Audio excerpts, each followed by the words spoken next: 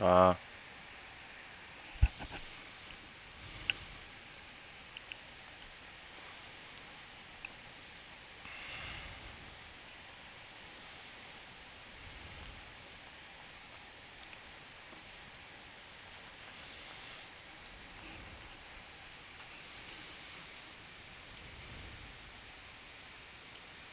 Hello.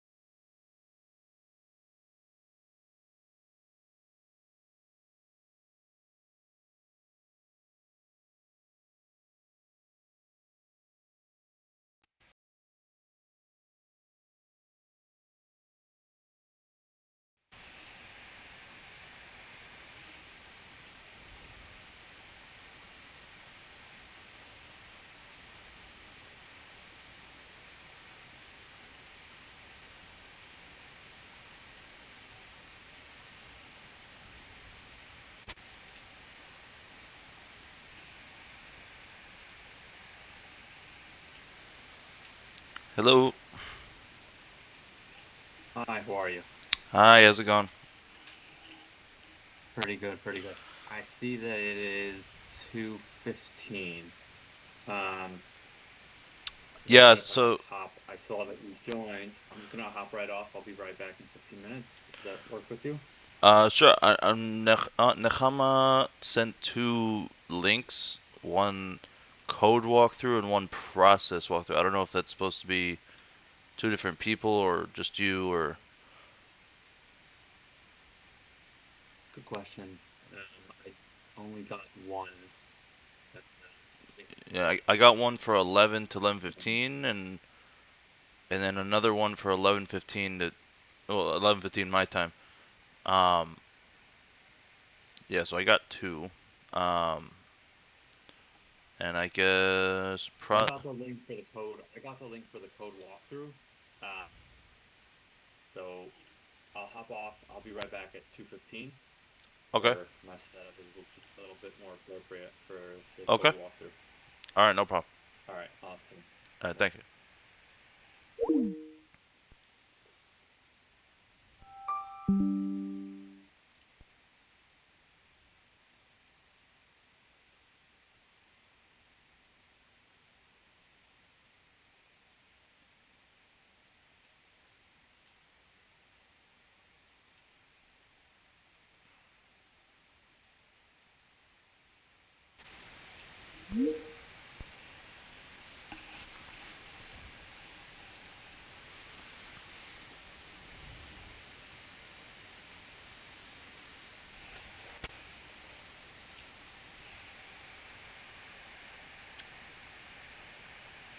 Hello.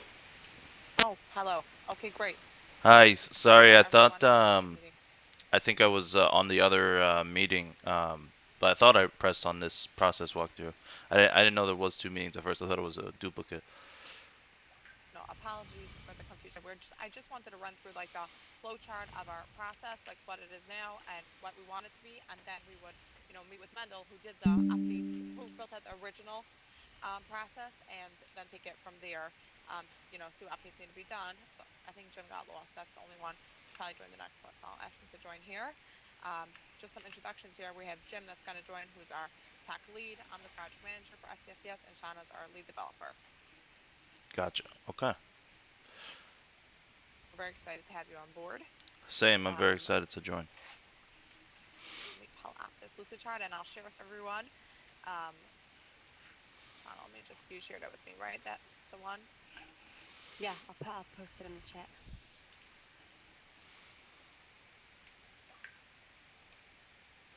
Okay, amazing. So I'll pull this up here, and then Sean, I might need to take over at some point because I'm not. I think you built this one out. So. I'm happy to go through it if you want. Okay.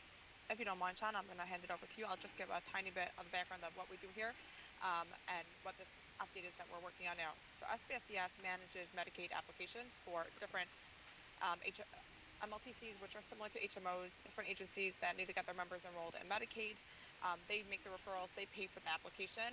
We have a team of intake workers that work on, we have two different departments. There are those that need their initial Medicaid application, and then there's those that need to recertify, which is an easier process. So there's two different departments that work on the Medicaid application, and they're practically doing the same thing, gathering the members' income information, the resources, obtaining documents that they need to submit to Medicaid for proof. So those are income proofs, resource proofs, and like proof of identity and citizenship, those type of documents. And then they move it on to submission. So at current, we have a team handling submission, and what they're really doing is, the way our field reps and our members generally send us our documents is like one big PDF with all the documents combined.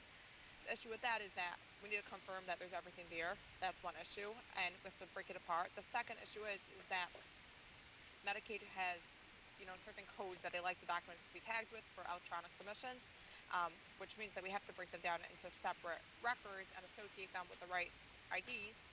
So where the process stands currently is that the intake worker gathers all the documents, speaks to the member, gets that detail, gets their signature, and then they hand it off to submission, which throughout the whole process we have AI running every time a new document's uploaded to, try to identify which document type it is so it gets associated with the right ID.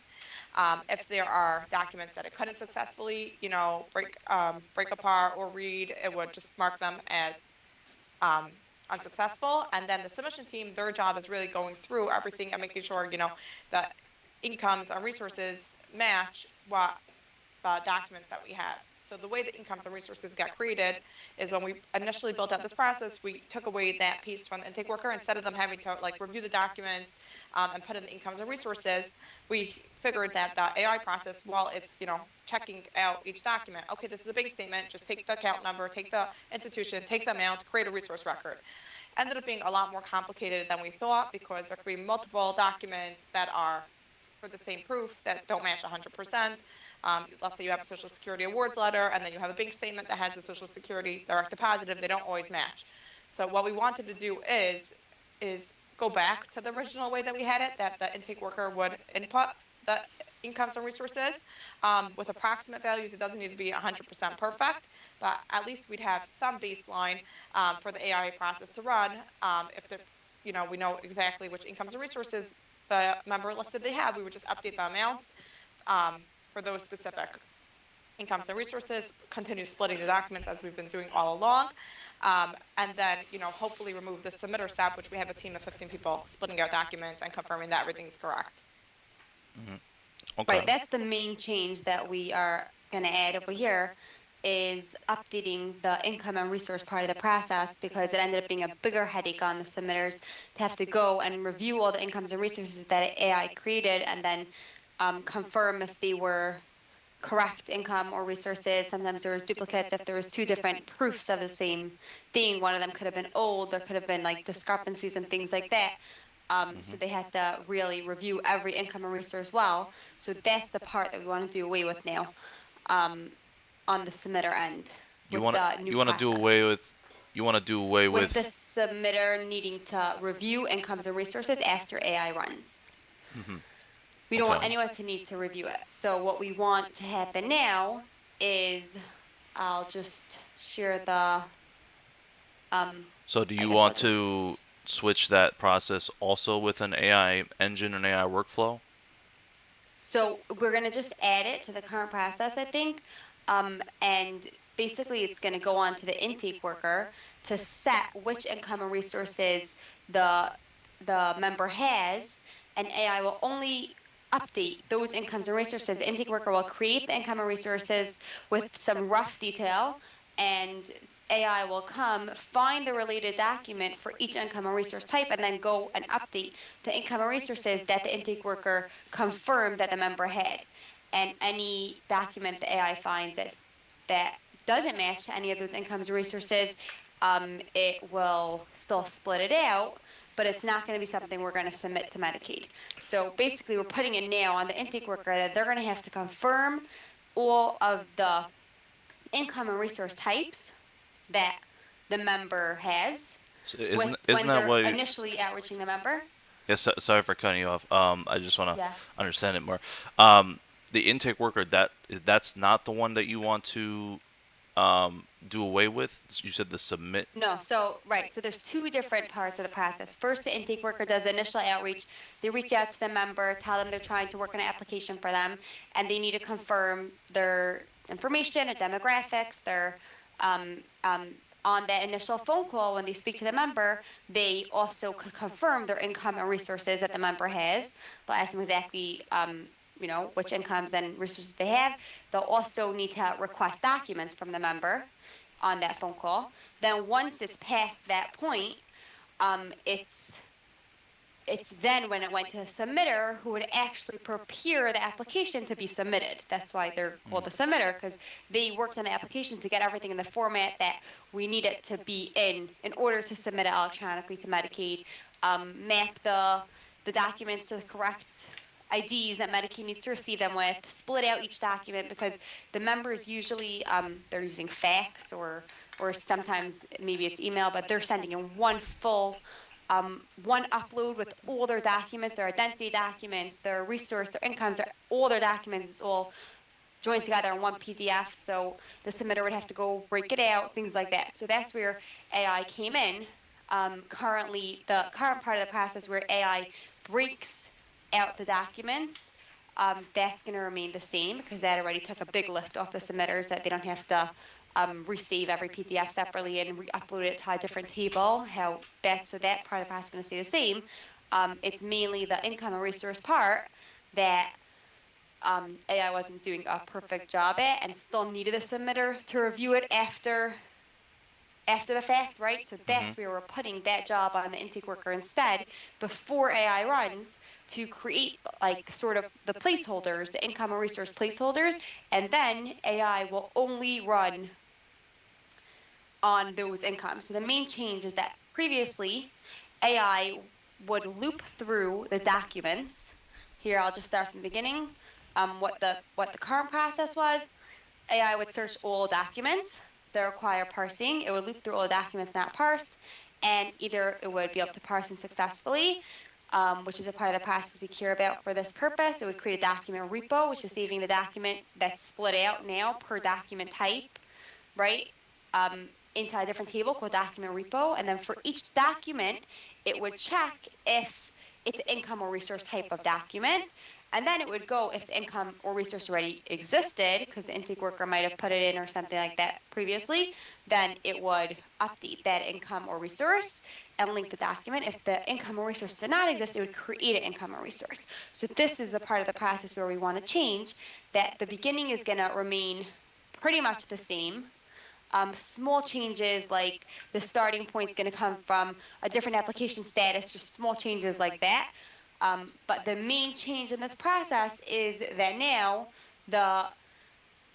instead of after AI manages to parse the documents, instead of it looping through the incomes, instead of looping through the document repos that it just created, it's going to now start from the income and resources. It's going to loop through each income and each resource, and for each one, it will check if it can find the document that matches, that proves this income best, and then it will update or populate the information on that income.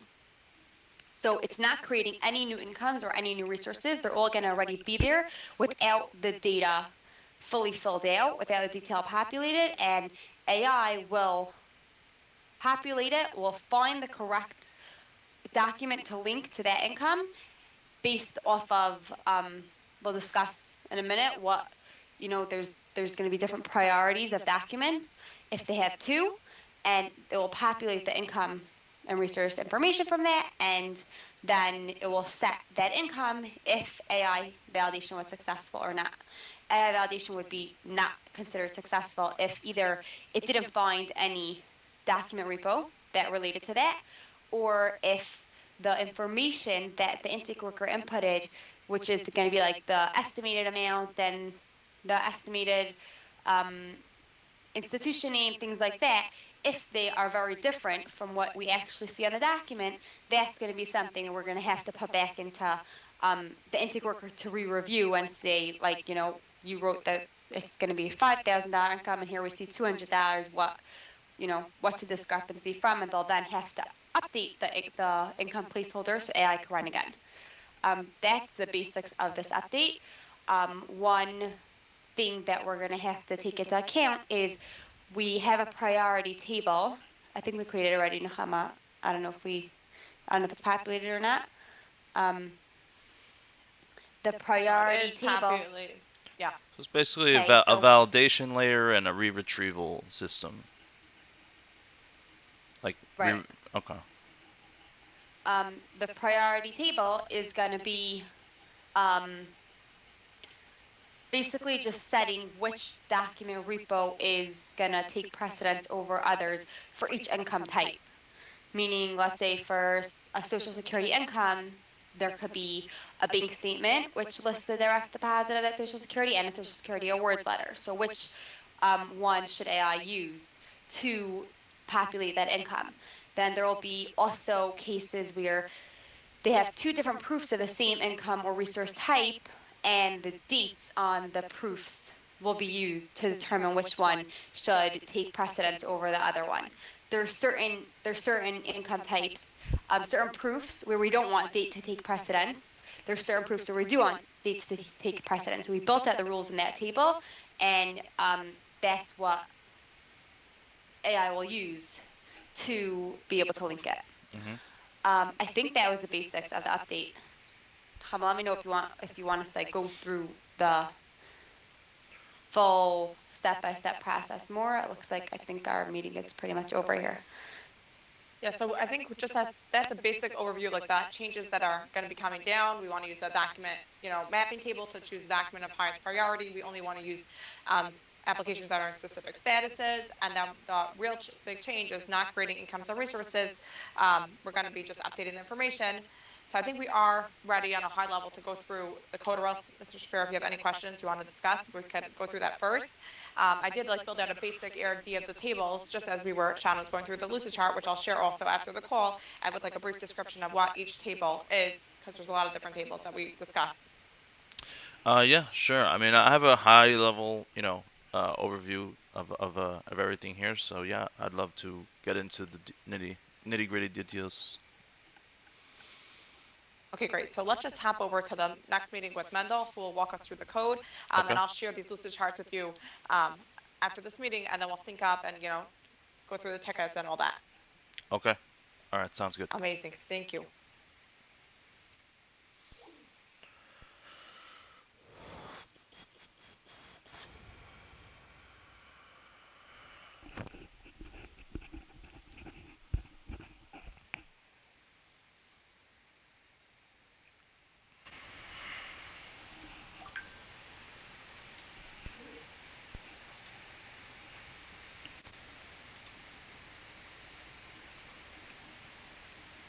I think John is joining.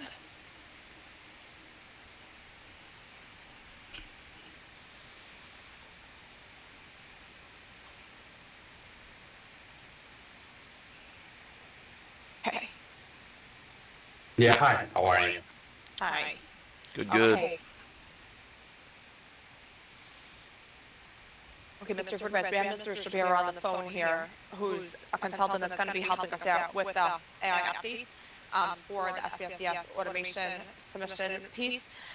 So we just wanted you to give us a walkthrough of the current code, just an explanation, and then we'll take it from there and have him work on those updates. Sure. Are you clear with the general workflow right now?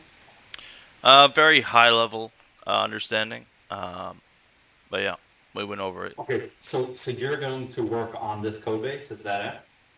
I assume so. Yeah. Okay, got it.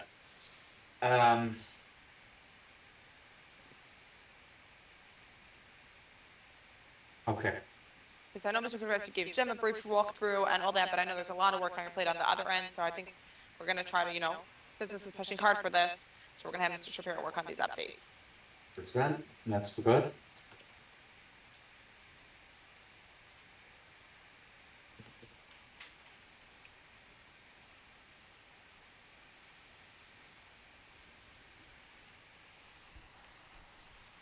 I'm Mr. not Progressive, you could just- 100%. I'm not 100% sure what type of walkthrough are we doing right here? Like line by line, like, or general overview, what this section's doing, what this section's doing. Like what are we aiming for? I think we wanted to do a more high level, Jim and Mr. Shapiro, let me know if you feel otherwise, more high level, and then, once Mr. Shapiro digs into the code, then, he may have additional questions, and we'll set up a follow-up meeting to go through that more in depth, but I don't know if it would be beneficial to go so in depth right now when we're just, discussing more high level the project. Okay, got it. Second.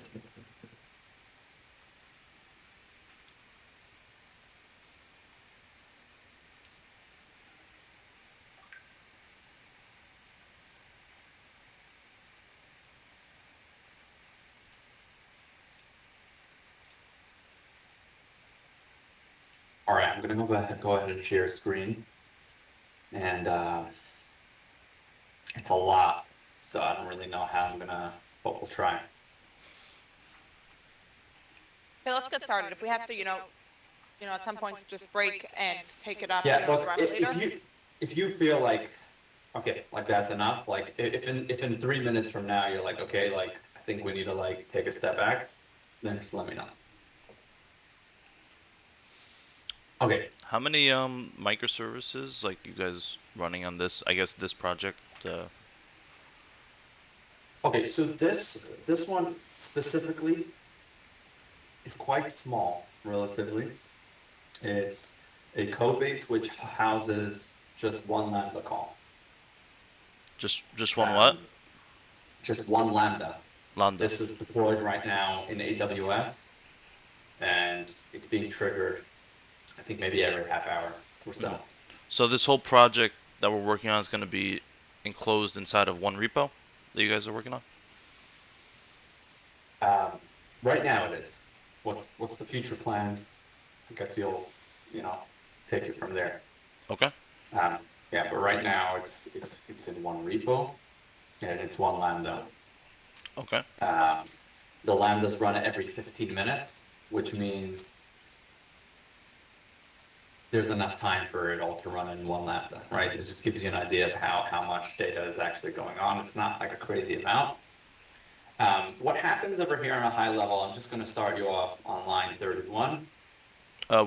We see your Microsoft Teams. Oh, goodness. Okay.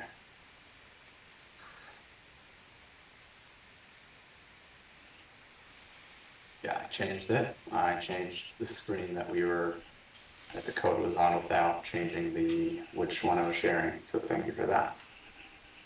No problem. Okay, so the first query starts on line number 38, where with a function called get open applications. If I click into it, it has some, again, don't try to right now understand all the, the syntax and all that, but it writes a query that it looks for certain applications to try to then start running this process on. Like, is the document soft deleted? Does it require parsing? Right? Some basic filters. I'm actually going to make this bigger for you. Fair enough? Yeah, that'd be great. Yeah, so some basic queries. Does this require parsing? Is it soft deleted?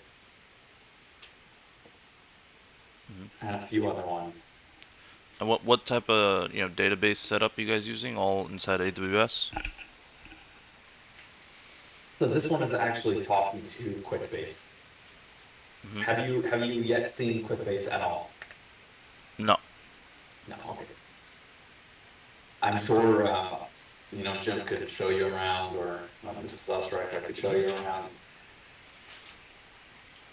But essentially, it's a low-code platform that allows, and they also have an API and some API endpoints where you can interact with this low-code platform. So this low-code platform allows you to create tables, populate its tables, and over here we're using it as a database, basically. All right, so we get the applications, which right now are pending applications. On a normal day, since we're running this every half hour, there aren't that many pending applications to process, right? Because we only have 15 minutes, so we're running every half hour, and generally there won't be that many because we're constantly clearing the backlog. I'm going to skip over this for a moment. And as you can see, when we start looping over the applications, we start grabbing which one is get documents for application. Okay, so once we have the application, now we want to start getting all the documents for that application. So an application could have usually anywhere between, correct me if I'm wrong, but maybe between 1 and 50 documents, usually, that's what I've seen. Ranging from all different types of documents. It could be an image of someone's passport, it could be some forms related to filling out the application.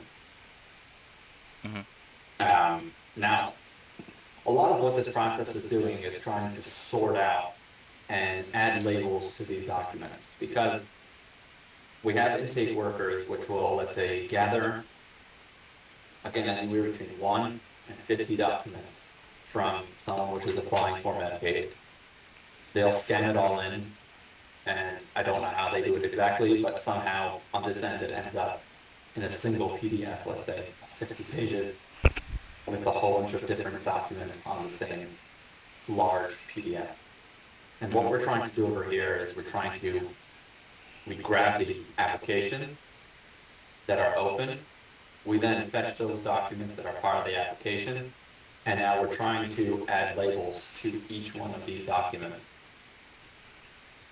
That, hey, this document, this PDF that was uploaded is a passport, or this PDF is someone's driver's license.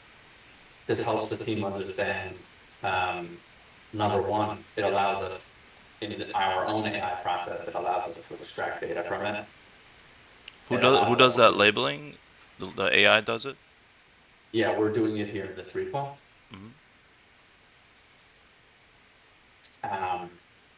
And it allows the team to know if all the documents were uploaded correctly. So right now, this puts us at document records, where we have a list of all the documents that were related to the application that was opened. And now you could see we drop down into our next loop, where we're essentially looping over all the documents within the application. We have some variables just to track success and failure rates. As you can see, the Git blame, this repo is over a year old. So it's been running in production for a while, actually.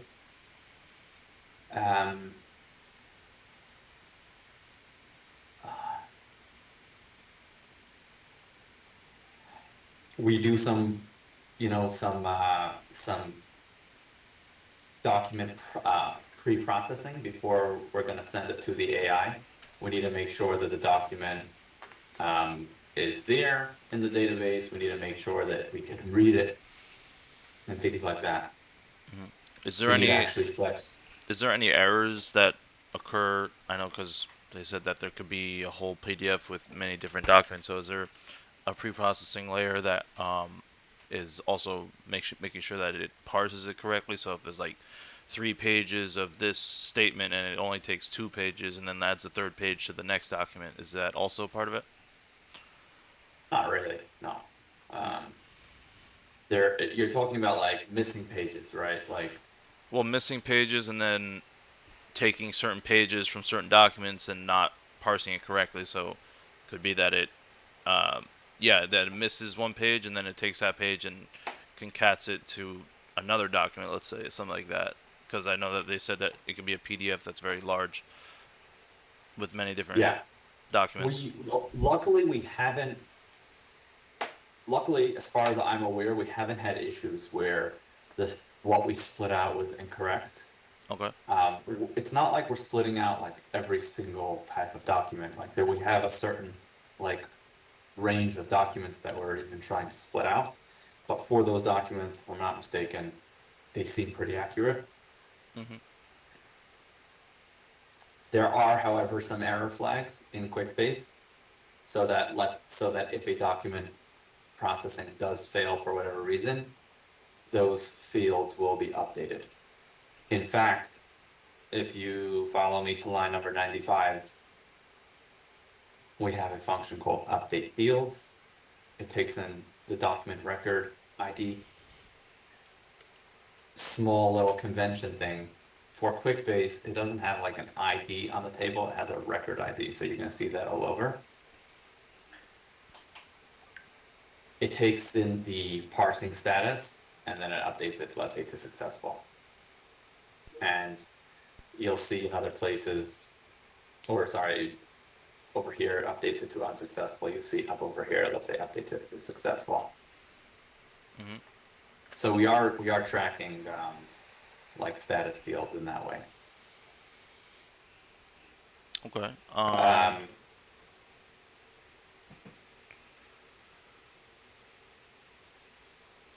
So where does the so AI engine live? do you want me to jump to it right now, or do you want me to like Whatever. continue going down until we bump into it? Oh yeah, whatever. If So you. there really is no AI engine because we're using Gemini. Hmm? It's an API call. Yeah. Um, I was anyways, yeah, saying like so everything around it, the guardrails, the yeah, rules, the yeah, steps. yeah, yeah.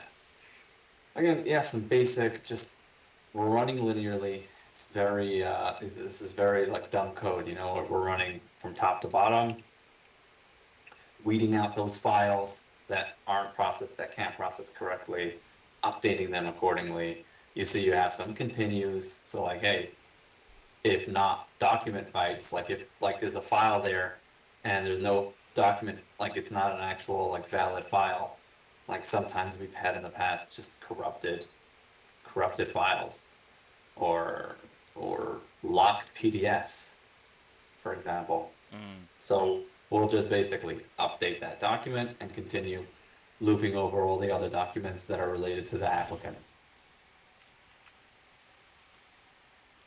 You see over here handle zip files. So sometimes we could get zip files. So over here, we basically have to write a function that, again, loops over all the files and it unzips it and tries to extract all the files from it. Where do we go from here?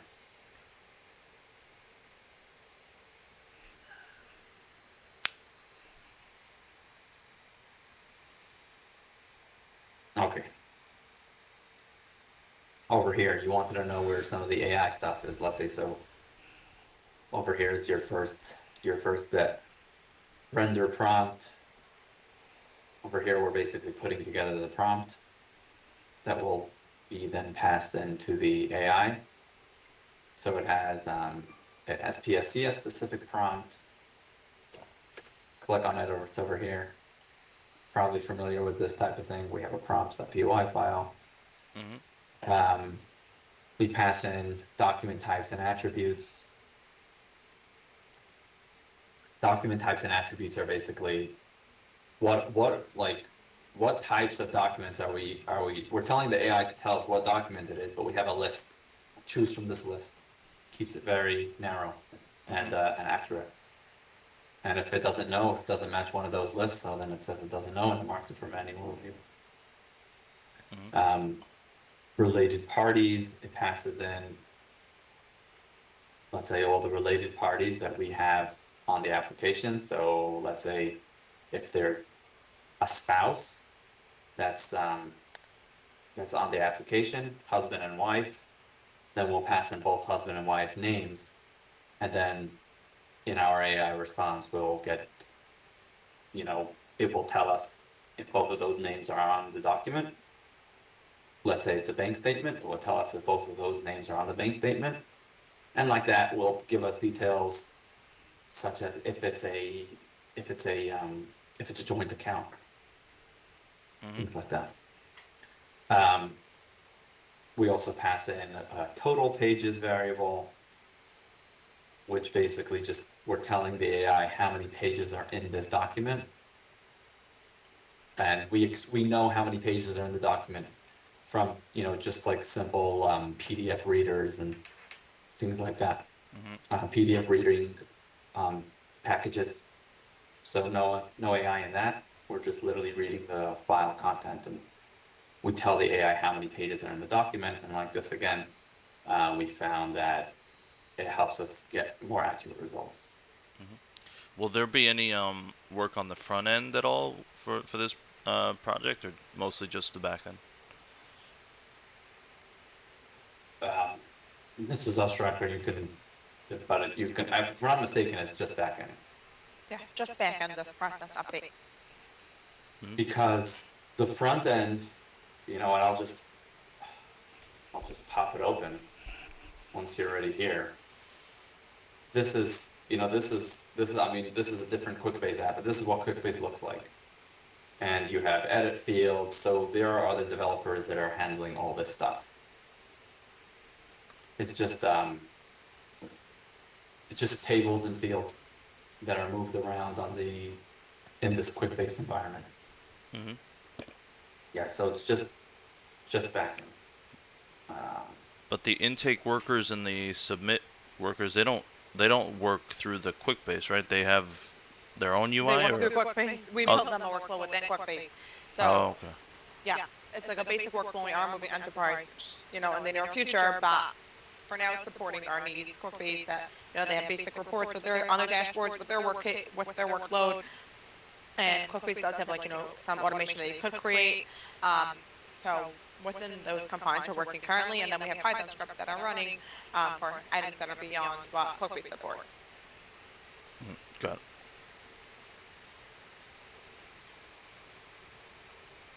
And how do you make the connection currently between the QuickBase and your Python scripts? Good question. There's basically an API key that, if you're a QuickBase admin, you can generate one and you could decide what permissions it has. Got it. The QuickBase key currently, since everything in this company is pretty much AWS, like around AWS, it stores the secret in AWS secrets. It fetches it from there, and the connection is made. In terms of storage, do you guys use like S3 or? Not for this app. It's all in QuickBase. All in QuickBase. So the PDFs, the images, anything, that's all QuickBase. Everything. I think it's gonna help a lot if I just pull it up.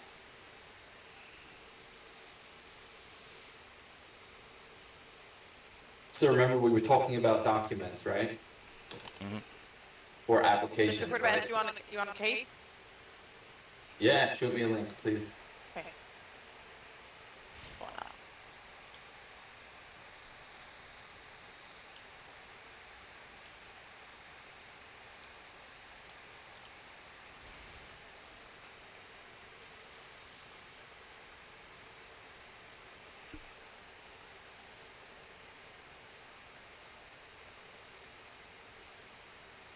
while I'm waiting for that link. We do interact. We do also interact with the QuickBase environment.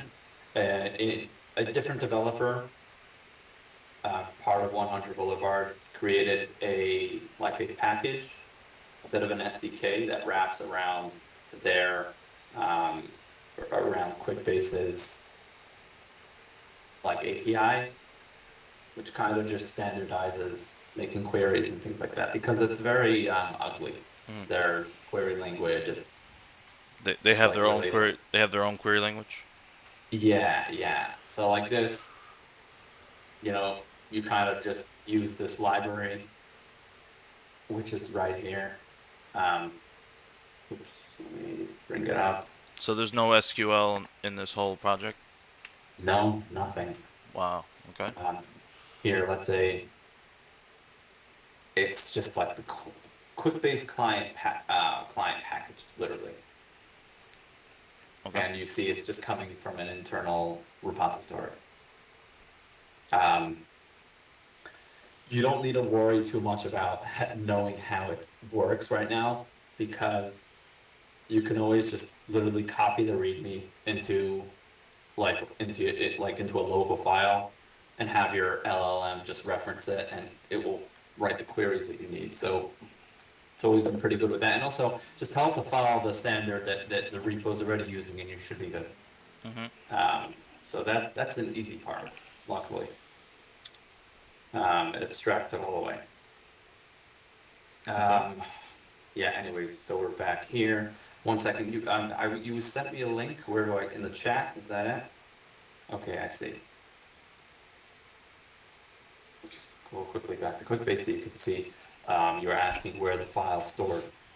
So here's an application. Remember the first query, we were trying to find applications. So here's an application. You can see that this is basically the applications table. It's highlighted. You see over here, there's tables, application, and this whole interface was actually built out. It's not not native, I don't think. Like when you create an app, you don't just get this. Like you have to move things around. So some very talented individuals created this beautiful interface. And here are our documents that we were looking through, and here are the files, literally. So over here you have right now, 3 files. If I click into one and opened it, see, you got a bank statement. No So- S3. So QuickBase has its own database, its own UI, its own storage, authentication for your team. Yeah. Okay. Yeah, it's very self-contained. Over here we put, we're basically putting together our prompt. You could drop a breakpoint to view what it looks like when it's fully put together. What and is extracted. the specific parts that I'll be touching, changing? The specific parts that you'll be changing? It's later, I didn't get to it yet. Okay. Yeah.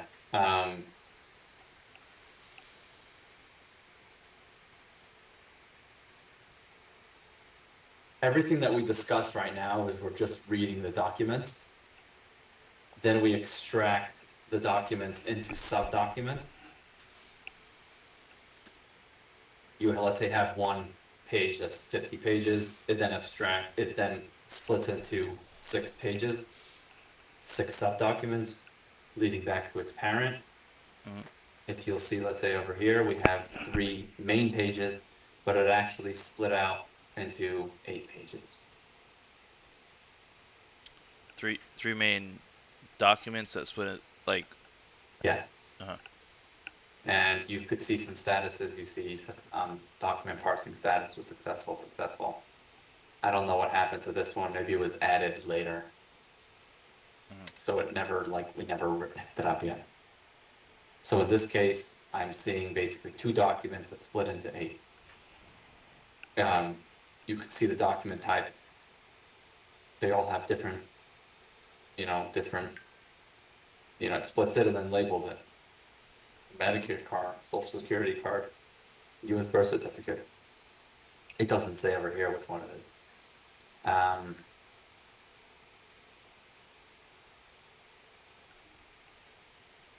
This is the function that does that splitting that we just spoke about.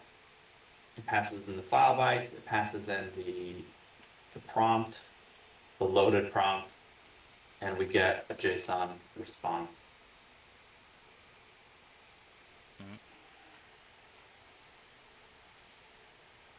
It's not a JSON response, but over here it turns it into a JSON. It's a Pydantic model we get, and then it unpacks it. And now over here, PDF split, extract, and upload. That's where it actually now parses that JSON over the file bytes. It says, all right, page number 1 to 3 is this. Great. Let me just take those bytes that represent pages number 1 to 3, create the subdocument, and we move on. If it failed, we increment the failure. If it's a success, then we increment the success. Yeah, and now we have split out documents, basically. I'm gonna go down. Update the parsing status.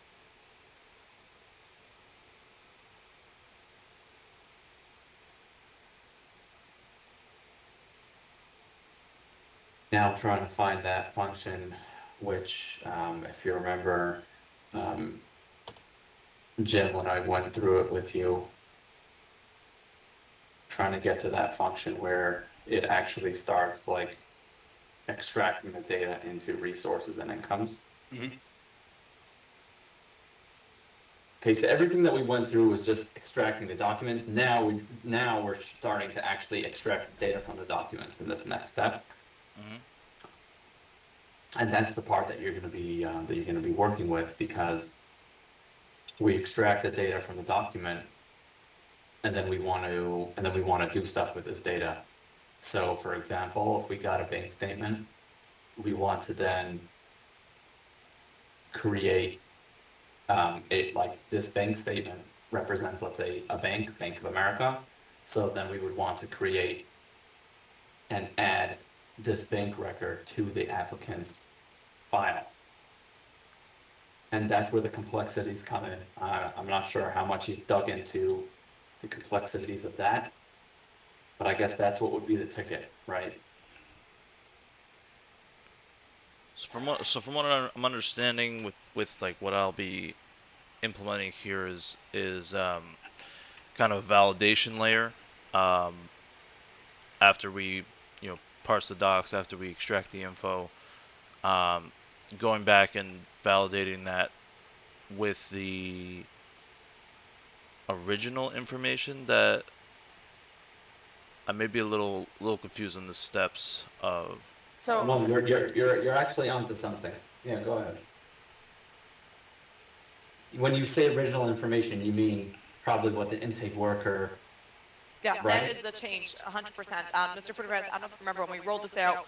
I think I was out at that point in time, but there definitely, we ended up thinking we would limit the submission work, but there ended up being a lot more submission work, and business came to the conclusion that they prefer the intake workers put in the incomes and resources instead of us creating it, because it was took so much time on their end to have to cross-reference and make sure everything was accurate, that we rather, put a little more work on the intake worker and avoid the submission step. So that is, the change that Mr. Shapiro is going to be doing now. He's going to be pulling the member income and resources, the raw detail that the intake rep put in, and then, populating the real fields, but at least giving us some, baseline to work off of, rather than just, well, we ran into all those issues that we went through for so long, Mr. Fruitafez, two similar documents, an applicant and spouse, like, just so much that needed to be reconciled. Okay, so things changed since the last time I reviewed the ticket, right? So you're saying that now we're basically just pulling out that bit that's creating incomes and resources. Is that it? That's Yeah. like the first order of But we want business. to, but we do want to update, the incomes and resources. We're not going to trust that they're getting it down to the dollar amount, but within, a specific threshold, we want to, set the field on that income and resource. And then the second piece is also, there is a priority in documents that we'd want to use, right? Let's say there's a Social Security awards letter and a SSA 1099 document and a financial statement.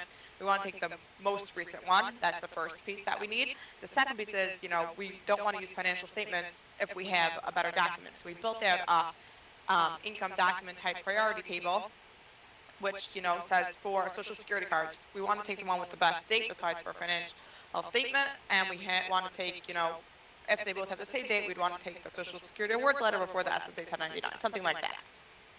Right. So, yeah, so intake reps, like I could show you what they're doing, but I think we more or less, they just have these grids to put it in. They have to confirm the income types and the resource information so that we don't run into any surprises, and they have to confirm that all the different proofs are uploaded, so that we know that, like, when it runs, the AI process runs, it can't be running, currently it's running every time a new document's uploaded, right? It falls into the queue to get that document parsed. We want to know everything's uploaded conclusively so that we could make our judgment based on the documents that are currently uploaded for the case. Yeah. So the intake workers are not extracting the info, they're just working harder on making the input of the documents better parsed, so that's not, if I understand. Yeah, so let me pull up a case. I think it just would be helpful to show what the intake workers are doing. Here, let me just pull up a case that actually has data. So I see we have someone testing over here.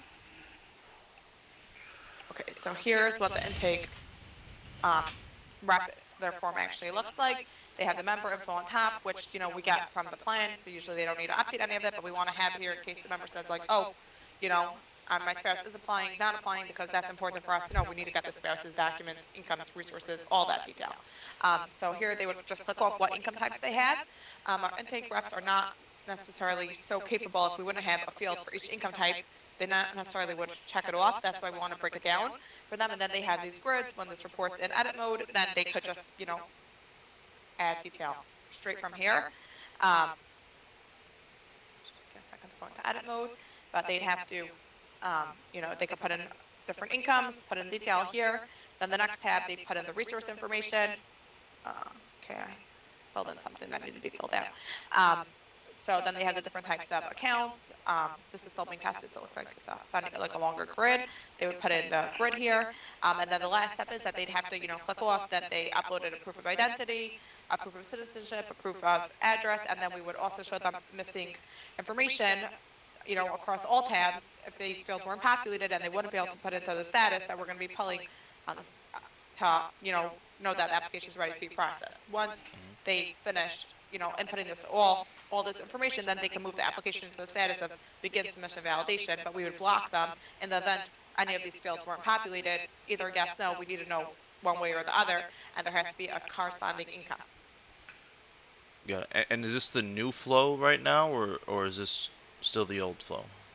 This is the new flow. This form is going to be used for the new flow. Right now, they're not putting in any incomes and resources. They're just, calling the member. They're doing very messy work now. They're actually putting in a note when they move it into, like, the submitter status of, like, I spoke to them. They don't have any Social Security, but they have pension. Like, that's literally what they're doing now. So having it in fields is always much better, to guide the process and removing this manual step. You want to remove this manual step? Remove the manual step of submission, going through their long note, and then making sure the corresponding documents are there. Oh, and the submission, yeah. Intake is getting more manual work, but submission hopefully will have no work. Got it. Okay, so in intake, are they extracting details from the documents? They are, right?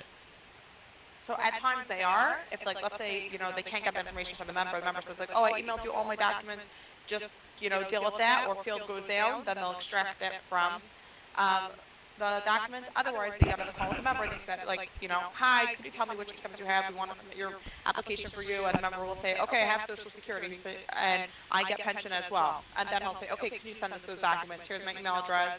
We have a link that we could send you that you could just upload, to our portal. So those are the ways we receive documents. So generally, they're putting in the information from what the member tells them. At times, the member emailed it in and they can't speak to the member, then they would pull it from the documents. But generally not. So So because Mendel just went through the code base of extracting the documents, the sub documents, the extraction from those documents. Um, but now you're also telling me that the intake people they're also extracting and inputting info from the document. So is there like a duplicate, or how's that work? So intake is not going to extract from the documents. It's generally what the member tells them on the phone. And then, they make sure, like they briefly glance at the document to ensure, let's say, all the proofs are uploaded, because that's important. We don't want to, keep revalidating this in cases we have a time window we have to get this application done in. We don't want that to keep happening. So they have to like just make sure that the basics are there, but they don't need to split anything out. They don't need to update the incomes and resources with the exact dollar amounts. All that we don't want them doing. We just want them, Uh, go intake is ahead. only talking to people on the phone, glancing at the information they get on their email, and then like I guess vaguely putting it into the system. Yeah, so whatever information they gather on the call, they're inputting, um, and then they are moving it on to submission. Yeah.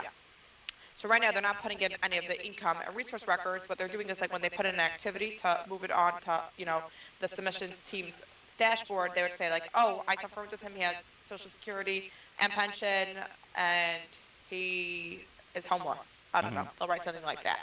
And But then they're not This covering. is really, it's a new flow for intake, but we're rolling this out to intake now because currently they're not doing any of this, confirming which incomes and resources the member has in one unified place, which is why we're ending with the mess on submission end, right? That's why we're adding this work to intake to need to verify which incomes and resources the member has, but they don't need to go and split out the documents or populate the exact information about each income and resource. They just need to basically see that it's there and put in like an estimated amount or something like that, but nothing. right. The rest of it's what Yeah. what AI is going to do based off the documents. Right. Okay. So yeah. So the intake, their job is to make sure that everything is there, that there's a match between what they're saying and what they sent. And then the submit team would have been, what we're trying to replace would have been the more extracting information, validating that, and so on. So that's where we're gonna come in and change that so that they don't have to work as hard or work at all. 100%. Got it. Okay. And do you have like the flow of how the submit team would be usually looking at or dealing with the documents, or is that not even working right now? Or So we'll just document for you, like the cases that they do need to review, like we have we didn't get up to this part yet, Mr. Rudefest, yet, right? About like the confidence rating. Maybe we went through that when we were splitting out the documents. We have like, the way we identify which document it is that we have, a table with all the documents that are applicable for each application type. And then we have a description, I think, Mr. Rudefest, correct me if I'm wrong, of like what this document is. And then we also have attributes. We also noted on each attribute if it's required or optional, so that, when we had AI, I think if the confidence rating was always over 90%. But now we have the confidence rating based on how many of the required attributes did you fill out.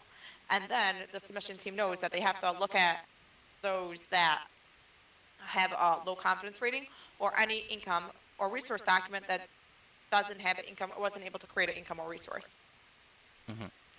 so so what we're trying to do is build another layer which takes those confidence levels, validates them, and either corrects it or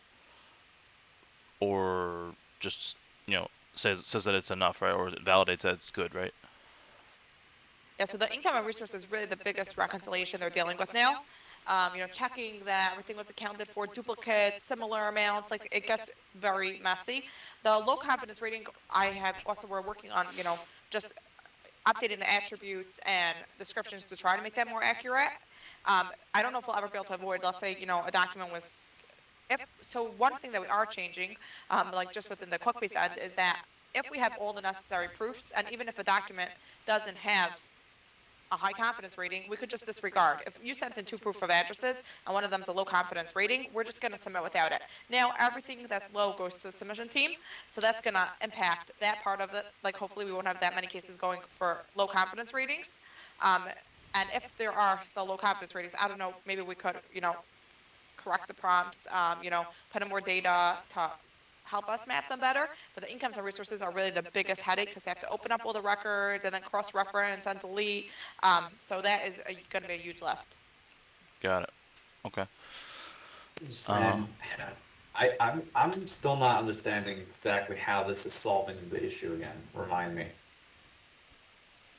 The issue right now is that the incomes and We're resources, creating the wrong incomes or the wrong resources, right? we're creating the income and resource creation is just not working as expected. Right. We have similar documents with different amounts, so we are making averages. Well, not duplicates, but the wrong ones maybe. I think the biggest one was with incomes, right? Yeah, resources was not as bad, honestly. The incomes were like it just takes a lot of reconciliation. They're similar amounts. Like usually, we won't have accounts with you get one document for accounts. Right, so but how is this gonna help? The intake worker is gonna do what? And how is that like?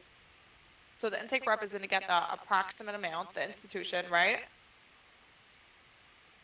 And the type of income, and then we're going to go find the best document. We're not looking at your Social Security awards letter, your SSA 1099, and your financial statement, because we probably will come out with 3 different amounts. We want to get the one that's best, with the best date, or based on the priority mapping table. If they're both both have the same date, we take the better document. Okay, so if I'm understanding correctly, the wins over here is that number one, the intake worker will say what exists. So like this, if something technically if the intake worker does not say that they have an income, and we find some type of income record, we shouldn't go try to extract from it and start creating incomes and resources. That's win number one, correct? Mm-hmm. Win number two is we're adding in a preference for which document we should try to extract the income from. So that if we have pay stubs, we shouldn't even be looking at Financial let's say bank statements. statements to extract an income. Yeah. So what we did in that case is, though, I think we created averages. We landed up with not this, nor that. You know what I'm saying? Yeah. We also find that, if we give the submission team, they're more than happy to go review every single document. The submission team, they're sitting out in the Philippines, and this is a great job for them. But we don't find that it's necessary.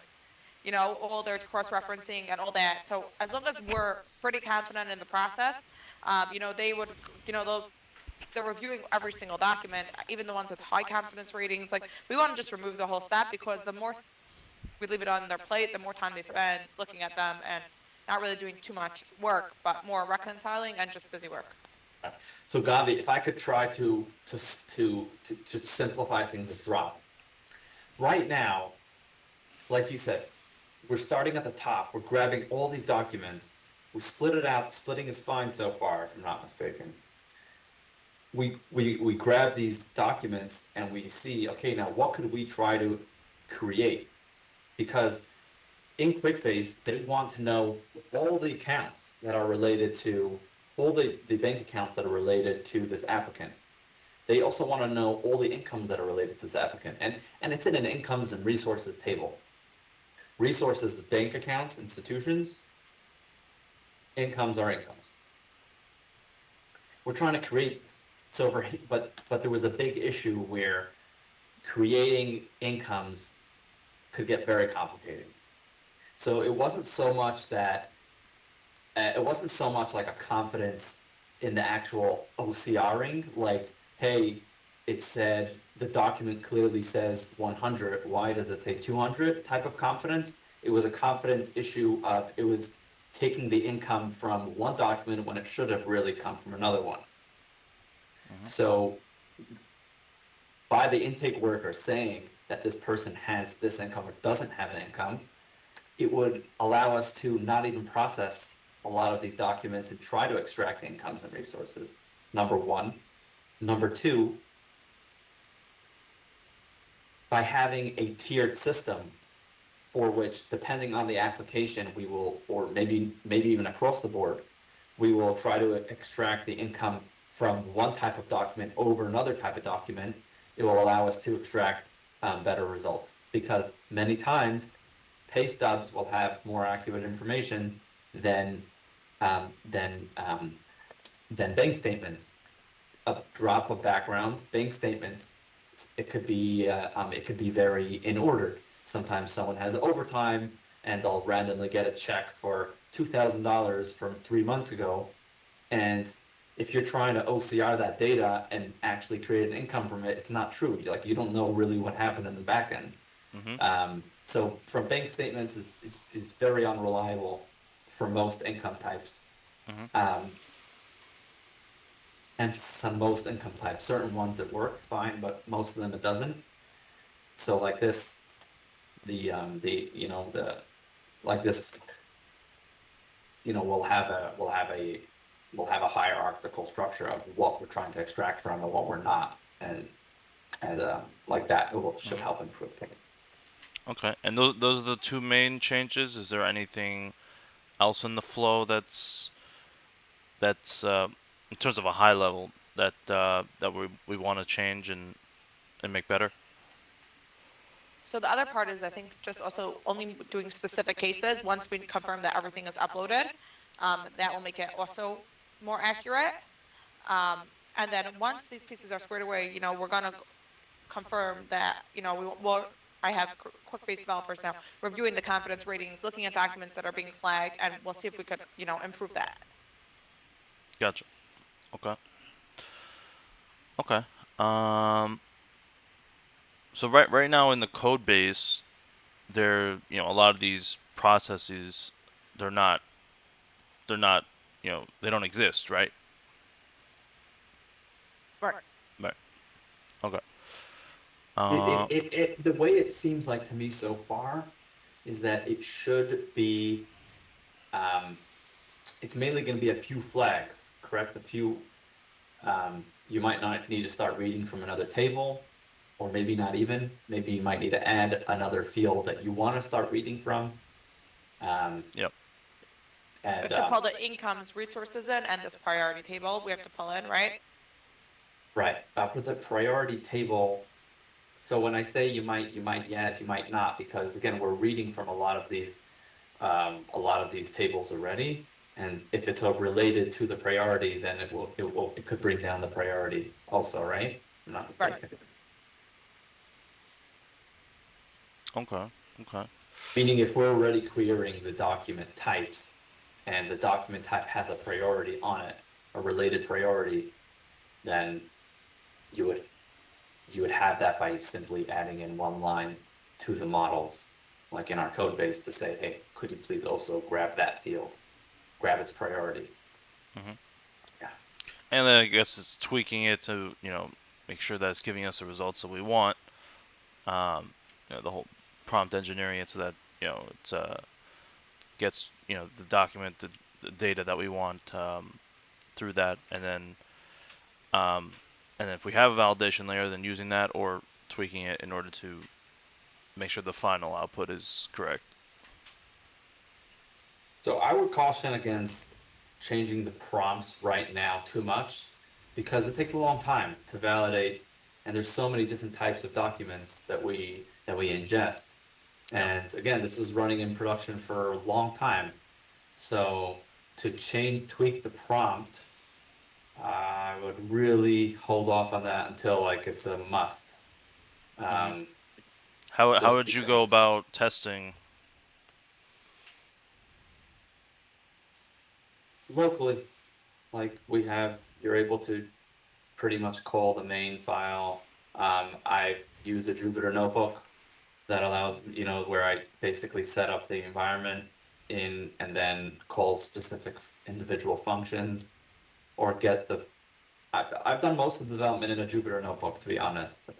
Well, I'm That's not. my personal preference. Yeah, I wasn't saying like how would you actually set up the testing. I was more like, how would you validate that this new system, these new flags that we put in place, that once we put in, every single type of document, different variations of documents and data, that we're actually parsing the right info and getting the right results that we want. So again, the parsing the right info is not really the issue. The issue is once we parse the info, what are we going to do with it? Right. Right, Are I we think gonna- one thing that's helpful here is that the way we've tested in the past, Mr. Foodfast, is that, we have test cases within QuickBase that we'd flag, we'd give you a test instance of the QuickBase application, give you, like the ID, we would just flag a few records, we'll upload the documents, and then we'll show you how to test, we'll input the incomes and resources with the rough amounts, and then I'll show you how to test it out on your own with QuickBase data, because that's probably like, a easy way to test, and that's what we did a lot together with Mr. Foodfast. Yeah. I would try to give him the same app that we've been using until now, the same sandbox app like this. He doesn't need to start changing any fields. Should be the closest to a plug and play that we can have. Mr. Foodfast, I don't recall which app you're using. so I'll send you. I'll send it over.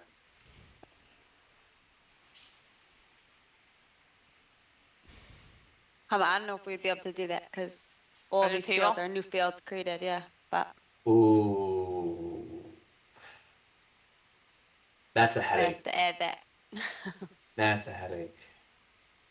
I think Jim actually just created something to plug-in that you could just click off the fields that you want or something. We'll need him here to maybe you could be the first one to use it. What I mean it's a headache is two reasons, and I'm Gavi. I'm only saying this to give you more context. Basically, when we're making that connection between QuickBase and the backend, we need to reference each field ID.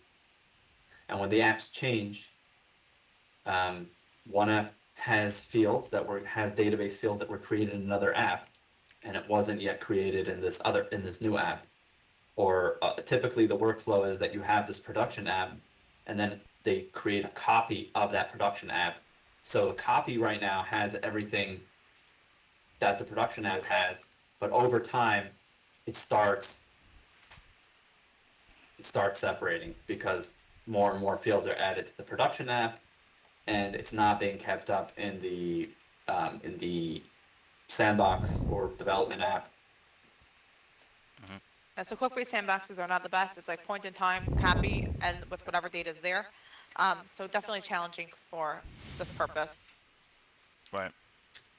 I would say like this, if I had to jump into this, like I would start off with this sandbox app, which we're currently integrated with. It would allow you to just literally run the process end to end. You can see how it works, and then once you're confident that you understand the process end to end, you could then move on to a different sandbox app and update any parts of the code and any of the fields that might have changed. And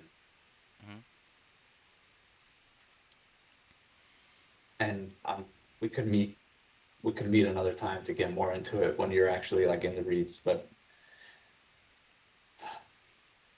Okay. So right now I would need access to the QuickBase, the repo, for the most part, yeah, right? Is there anything else I need? Were you able to log into your Microsoft account that was set up? I tried to. I said I needed some sort of approval or something. Let me message William Malk on that spread so we could just get that set up, and then we'll give you access to everything. Let's see. Mr. Shapiro, if you could just send back the error that you're getting to that thread where she gave you your Microsoft credentials, she'll override whatever approval is needed. Yeah, let me check here. Okay, I'll send it to the email thread. Okay, perfect. And then we'll take it from there. We'll go through whatever. We'll give you access to Jira, Lucidchart, so you could see all that, the repos, and all that. Okay. Great. So you guys like have like tickets to like break this up and have me working in a structured way. Yeah, we have Jira tickets. We use Jira to track all changes, and Jim will be doing the code reviews, and we'll meet to go through the tickets. once you're all set up. Okay. Sounds good. All right, so I'll send the email that I'm getting, and then hopefully I could start getting access and start working. When should be the next time that we should meet? Okay, so I want to just discuss what's your availability tomorrow, and then we'll take it from there. We'll get started. I'm gonna have to leave around 3:20 for today. I'll ask Jim to be on the lookout if your access is resolved, if he could just start getting you set up. He'll be here till 5, but what's your schedule for tomorrow? So we could just review the tickets and all that.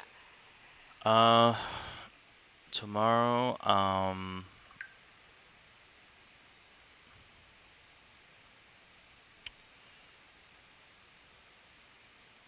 tomorrow I could do, would 3 p.m. your guys' time work?